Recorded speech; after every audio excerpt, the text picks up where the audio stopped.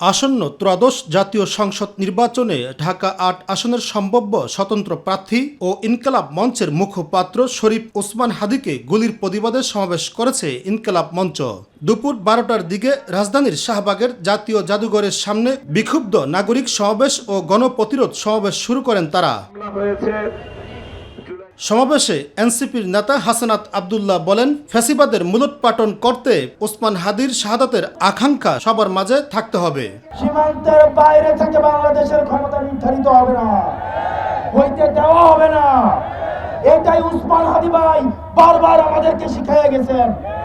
আমাদেরকে এটা ধারণ করতে হবে এবং উনি যে শহীদের মৃত্যু, যে গ্লোরিয়াস মৃত্যুর আকাঙ্ক্ষা উনি ধারণ করেছে, এটা আমাদের সবাইকে ধারণ করতে হবে।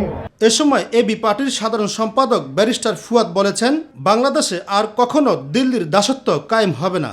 গণ অভ্যুত্থানের সাথে বেইমানি করে বাংলাদেশকে আবার নতুন করে দিল্লির কাছে বেচে দেবে, সেই নাটক মঞ্চস্থ চলছে। আমাদের বক্তব্য খুব পরিষ্কার, বাংলাদেশ ৫ই আগস্টের অতীতে ফিরে যাবে না।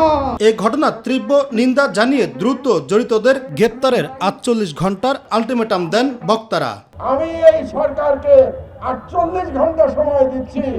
১৫ তারিখের মধ্যে তারা যদি হাদীর হত্যাকারীদের হত্যা করার যারা চেষ্টা করেছে, আততায়ীদের, তাদেরকে গ্রেফতার করতে না পারে, তাহলে ১৫ তারিখ শহীদ মিনার থেকে এই ইনজারিমের বিরুদ্ধে আমরা বৃহত্তর আন্দোলন।